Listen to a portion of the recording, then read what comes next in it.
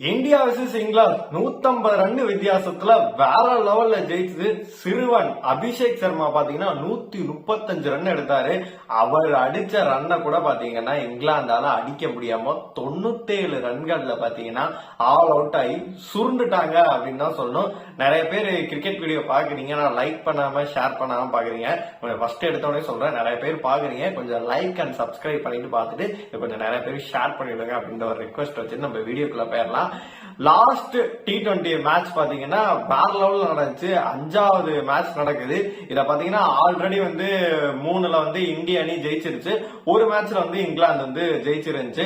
இந்த மேட்ச்ல கண்டிப்பா வாங்கடையில் நடக்குது, நம்ம தான் அப்படின்னு சொல்லிட்டு நம்ம கெத்தாவே இருந்தோம். ஏன்னா வாங்கடையே பேட்டிங் வச்சு வேற லெவல்ல சம்பவமா இருக்கும். 200க்கு மேல பிளஸ் ரன்கள் நம்ம எல்லாருமே எதிர்பார்த்துட்டு இருந்தோம். அதே மாதிரி 247 ரன்கள் பாத்தீங்கன்னா இந்திய அணி குவிச்சிருந்தாங்க.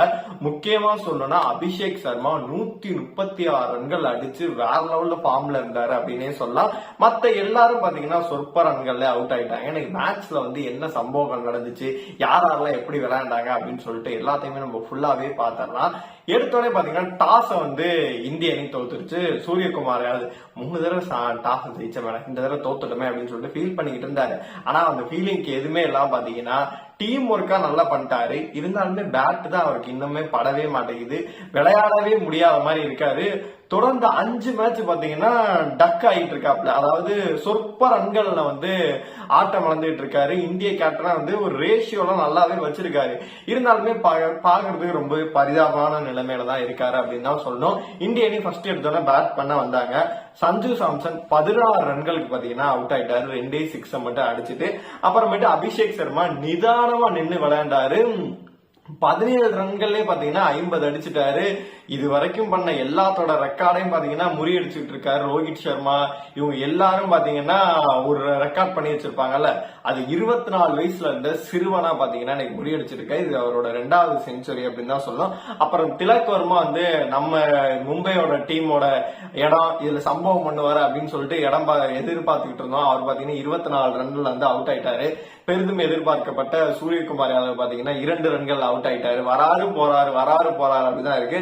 அப்புறம் சிவம் தூவே போன தடவை தலையில அடிப்பிடிச்சு கலங்குனாலும் பரவாயில்லடா, இந்த தடவை நான் கலக்கி காட்டுறேன்டா அப்படின்னு சொல்லிட்டு பாத்தீங்கன்னா 13 பால்கள்ல 3 4 2 6 அடிச்சு 30 ரன்கள் அவரோட பங்குக்கு தேத்தினாப்ல. நம்ம ஹர்திக் பாண்டியாவை ரொம்பவே எதிர்பார்த்தோம். ஏன்னா அவரோட ஹோம் கிரவுண்ட் இதுல கேப்டன் வேற அவரை இருந்திருக்காரு, மும்பை கேப்டனா. அதனால எதிர்பார்த்தோம். ஆனா பாத்தீங்கன்னா 9 ரன்கள் அவுட் ஆகிட்டு போயிட்டாரு. அப்புறம் பட்டேல் அவரோட பங்குக்கு பாத்தீங்கன்னா ஒரு 15 ரன்கள் தேத்தினாரு. கடைசி வரைக்கும் பாத்தீங்கன்னா நல்ல ஒரு ஸ்கோர்ல 135 ரன்கள் பாத்தீங்கன்னா தேத்தி கொடுத்து 54 பந்துல 135 எடுத்திருக்காரு. 7 4 13 6 பாத்தீங்கன்னா அபிஷேக் சர்மா எடுத்து இந்திய அணிக்கு தூணா அமைஞ்சு பாத்தீங்கன்னா 147 ரன் அடிக்கிறதுக்கு பெரிதும் அவர் தான் உதவி பண்ணாரு. 9 விக்கெட்டுகள் பாத்தீங்கன்னா இந்திய அணிட்ட போயிருச்சு. அவங்க சைட்ல இருந்து யாரெல்லாம் அதிக விக்கெட்டுகள் எடுத்தா அப்படின்னு பாத்தீங்கன்னா நம்ம வருஷம் ஒருத்தரை எதிர்பார்த்துட்டு இருப்போம். அவங்க எல்லாம் பாத்தீங்கன்னா எடுக்கவே மாட்டாங்க. இவன் எல்லாம் எடுத்துக்கிட்டான் அப்படின்ற மாதிரிதான் இருக்கும். அதே மாதிரி பாத்தீங்கன்னா எப்போதும் கார்ஸ் வந்தோடனே சூப்பராகவே எடுத்து 3 விக்கெட் எடுத்துறாரு. போன மேட்ச்ல 2 விக்கெட், எல்லா மேட்ச்லயும் கார்ஸ் நல்லாவே பர்ஃபார்ம் பண்ணி விக்கெட் எடுத்துறாரு. உட்டு பாத்தீங்கன்னா அவர் எதிர்பார்த்தா அவர் பங்குக்கு ஒரு 2 விக்கெட் எடுத்திருந்தாரு. மத்தபடி ஆர்ச்சர் 1 விக்கெட், ரசித் இந்த மாதிரி பாத்தீங்கன்னா எல்லாரும் 1 விக்கெட் அந்த மாதிரி தான் எடுத்தாங்க. பெருசா விக்கெட் எடுக்க முடியல. ஏன்னா மேன் ஆஃப் த விக்கெட்டே பாத்தீங்கன்னா கார்ஸ் எடுத்துட்டாங்க. மத்தவங்க யாராலையும் அந்த அளவு எடுக்க முடியல. அப்புறமேட்டு களம் இறங்குற இங்கிலாந்து அணி பாத்தீங்கன்னா தடுமாற்றம் ஆரம்பிச்சுச்சு அப்படின்னே சொல்லலாம். பிளிப் சால்ட் பாத்தீங்கன்னா எப்போதும் ஒரு கம்பீரமா இருக்காப்ல. ஒரு 2-3 மேட்ச் ஒர்க் அவுட் ஆகலனா கூட பாத்தீங்கன்னா இந்த மேட்ச் அவருக்கு நல்லாவே கை கொடுத்துச்சு அப்படின்னு சொன்னா அவருக்கு கை கொடுத்துச்சு. அவரோட டீமுக்கு தான் பாத்தீங்கன்னா கை கொடுக்காம போயிருச்சு. அவர் மட்டும் 55 ரன். மத்த யாரும் வருவார்கள் போவார்கள், வந்தார்கள் போனார்கள், யாரும் நின்றார்களா என்று கேட்டா யாராலுமே நிக்கவே முடியல. இந்திய அணியோட பாத்தீங்கன்னா பவுலிங் அவங்களால தாக்கு பிடிக்கவே முடியல. பாத்தீங்கன்னா எல்லாரும் போயிட்டாங்க. சால்ட் மட்டும் தான் 55 அடிச்சாரு. ஜாஸ் பட்லரா இருக்கட்டும், கட்டக்கா இருக்கட்டும், அவர் பாத்தீங்கன்னா போன மேட்ச் நல்லா விளையாண்டாரு. இந்த மேட்ச் எல்லாம் விளையாட முடியல. எல்லாருமே சொற்ப ரன் தான். சிங்கிள் டிஜிட்ல எல்லாரும் 10 ரன்னுக்குள்ள எல்லாருமே பாத்தீங்கன்னா அவுட் ஆயிட்டு போயிட்டே இருந்தாங்க. யாராலுமே நின்னு அடிக்கவே முடியல. இந்திய அணி சார்பாக பாத்தீங்கன்னா முகமது ஷமி லாஸ்ட் இதுலதான் பாத்தீங்கன்னா ஃபர்ஸ்ட் எடுத்தோன்னா ஒரு பவர் பிளேயர் ஒரு விக்கெட் எடுத்தாரு. அப்புறம் கடைசியில வந்து பாத்தீங்கன்னா டெத்துல தான் பாத்தீங்கன்னா ஒரு 2 விக்கெட் எடுத்து ஒரு 3 விக்கெட் எடுத்தாரு. அவருக்கு ஒரு கான்பிடன்ஸ் கொடுக்கும் கண்டிப்பா. ஏன்னு கேட்டீங்கன்னா அடுத்து ஓடிஐ வரப்போகுது, அதுல வந்து ஒரு கான்பிடன்ஸ் கொடுக்கும். அதனால அவர் ஒரு 3 விக்கெட் எடுத்திருந்தாரு. அது மத்தபடி பார்க்கும்போது ஹர்திக் பாண்டியா நம்ம எதிர்பார்த்தோம். அவருமே இன்னைக்கு வந்து சுத்தமா அவருக்கு எடுபடவே இல்லை. பேட்டிங்கும் சரி பவுலிங்கும் சரி சுத்தமா எடுபடவே இல்லை. வருண் சக்கரவர்த்தி எப்போது வந்தாலே தலை 5-2-3 சொல்லிட்டு இன்னைக்கு ஒரு 2 விக்கெட் எடுத்துட்டாரு. அப்புறம் சிவம் தூபேவும் அபிஷேக் சர்மாவும் பாத்தீங்கன்னா இன்னைக்கு ஒரு ஆல்ரவுண்டர் பர்ஃபார்மன்ஸ். 2 பேருமே டக்குன்னு பாத்தீங்கன்னா 2 விக்கெட் எடுத்தாங்க. அபிஷேக் சர்மா ஒரு 2 விக்கெட், சிவம் துபே ஒரு 2 விக்கெட். தேவையான நேரங்கள்ல பாத்தீங்கன்னா கரெக்டா ஒரு 2 விக்கெட் எடுத்து கொடுத்தாங்க. அதாவது சிவம் துபே போன மேட்ச் சொன்னாங்க, அவரே வந்து ஹர்ஷித் ராணாக்கு ஒரு கம்பேர் பண்ணிட்டு அந்த சப்ஸ்டியூட்டுக்கெல்லாம் இவருக்கு தகுதியில என்னன்னா இறங்கி காட்டுறோம்ல நானு அப்படின்னு சொல்லிட்டு பாத்தீங்கன்னா எல்லாத்தோட மூக்கையும் உடைச்சிருக்காரு.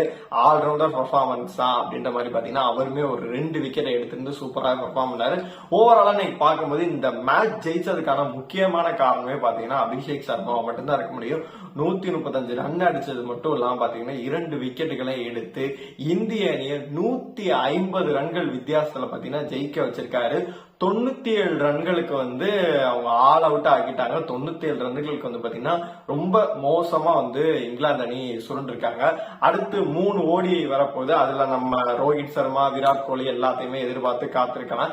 இன்னைக்கு மேட்சை பொறுத்தளவு பாத்தீங்கன்னா இளம் வீரர்கள்லாம் எல்லாருமே ரொம்பவே நல்லா பெர்ஃபார்ம் பண்ணிட்டு இருக்காங்க. ஃபியூச்சர் தெரியுதா அப்படின்ற மாதிரி பாத்தீங்கன்னா எல்லாமே நல்லா பண்ணிட்டு இருக்காங்க அப்படின்னு தான் சொல்லும். அடுத்து ஓடிஐல வந்து யாரெல்லாம் என்னெல்லாம் பண்ண போறாங்க, இதுவும் அணியில வந்து எதுவும் மாற்றங்கள் இருக்குமா அப்படின்னு சொல்லிட்டு நம்ம வெயிட் பண்ணி தான் பார்க்கணும். உங்களை பொறுத்த வரைக்கும் இந்த மேட்ச்ல வந்து உங்களை கவர்ந்த வீரர் யாரு அப்படின்னு நினைக்கிறீங்களோ மறக்காம கமெண்ட் பாக்ஸ் சொல்லுங்க. இந்த வீடியோ உங்களுக்கு பிடிச்ச லைக் பண்ணுங்க, ஷேர் பண்ணுங்க, கமெண்ட் பண்ணுங்க. மறக்காம நம்ம சேனலை சப்ஸ்கிரைப் பண்ணி வச்சுக்கோங்க.